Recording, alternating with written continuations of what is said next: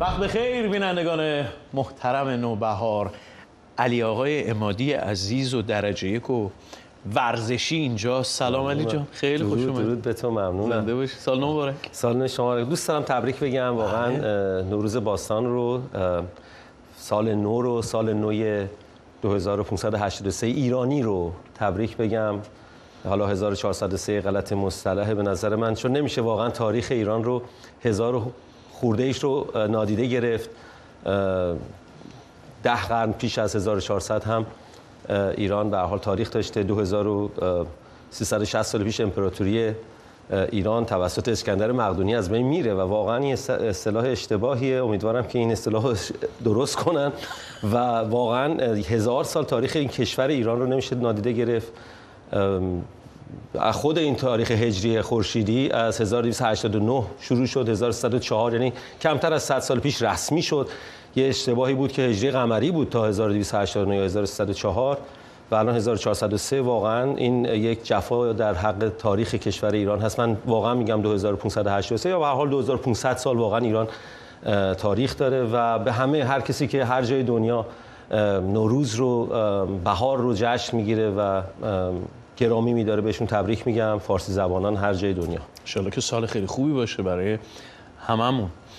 سال گذشته تو خیلی پرکار بودی چون رویدادهای ورزشی خیلی متنوع بود. به غیر از رویدادها، اتفاقهای حواشی و اتفاقهایی که غیر حاشیه‌های خود اون رویدادها رخ نمود خیلی عجیب غریب بود. خبر خوب و بد بود. خبر بد اول بدم، خبر خوبو.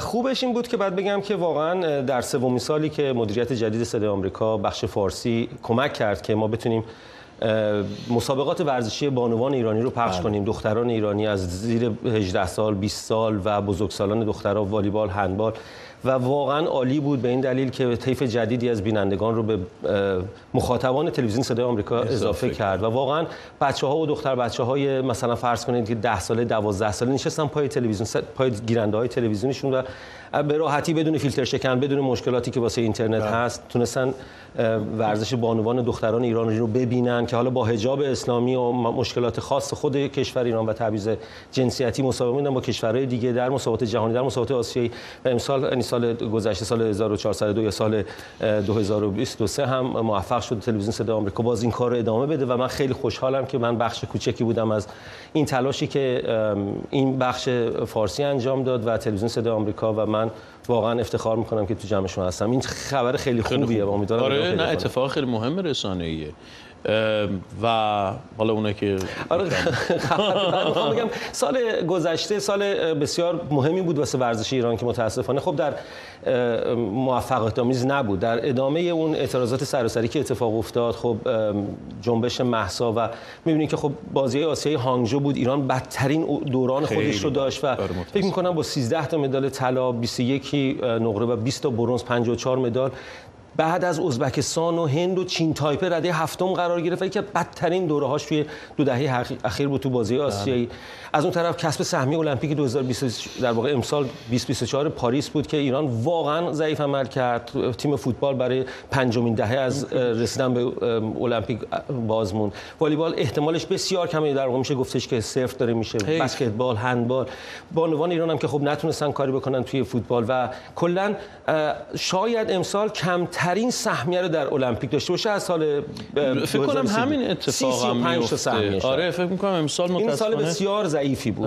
از اون طرف بعد از اتفاقاتی که جام جهانی افتاد، یعنی قبل از جام جهانی با اعتراضات سراسری سال 1401 اتفاق افتاد به مهسا امینی و بعد فاصله که بین تیم ملی فوتبال با مردم افتاد در اوجش در جام جهانی قطر 2022 بود و در جام ملت‌های آسیا که شاید میتونست این آشتی اتفاق بیفته با اون اعزام تماشاگران حکومتی که به قطر اعزام شد و اون برنامه‌ای که براش چیده بودن و میتونست شاید جام به ایران بیاره. بهترین زمان بود، ژاپن رو شکست داده بود، استرالیا حذف شده بود، کره جنوبی از اردن باخته بود. میتونست بعد از این همه سال به این حسرت 5 دهه پایان بده و جام قهرمانی رو تیم ایران بیاره، ولی نه تنها جام نیورد و ناکام موند در به دست آوردن دل مردم هم ناکام بود. همونطور که هنر ایران گروگان جمهوری اسلامیه، همونطور که تو خودت توی هنر و جامعه هنری ایران بودی، همونطور که سینما ایران، فرهنگ ایران، شعر ایران، همه چیز اقتصاد ایران، همه چیز میخواد گروگان بگیره دیگه. فوتبال ایران هم مثل بقیه تیم‌های دیگه گروگان جمهوری اسلامی.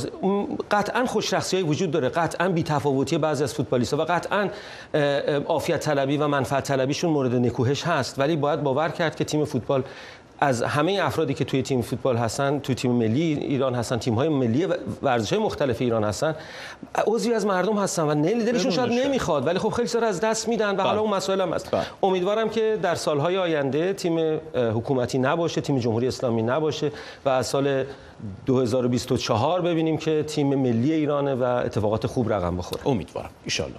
بریم مسابقه من تو با هم من مسابقه ورزشی خوبم ولی اونطوری مسابقه چیز آره خب باشه دیگه، من حالا میام دیگه. خیلی یه چیز کوچیکی دیگه هم بگم چون مسابقه شد امسال. بینندگان عزیزم دوست دارم همه بیننده ها به همشون بگم ورزش کنیم، ورزش کنیم، به خدا. حتی اگر شده 1 ساعت در روز حتی به غلط بهتره ورزش کنید، فعالیت بدنی داشته باشید و سال جدید رو با این آرزو و با این در واقع اینجا میگن رزولوشن، با این امید پیش برید که بدن سالم داشته باشید. امیدوارم که آرزو تو کردی، بز منم یه آرزو بکنم. من آرزو میکنم که امسال در سال 1403 منظورم امسال در سال 1403 سرانه مطالعه در بین ایرانیان 30 ثانیه، نمیگم 30 دقیقه، 30 ثانیه افزایش پیدا بکنه. اگر این اتفاق بیفته ما خیلی جلو میفتیم، به خدا خیلی جلو میفتیم. بریم یه مسابقه با آقای عمادی بدیم. پاشو.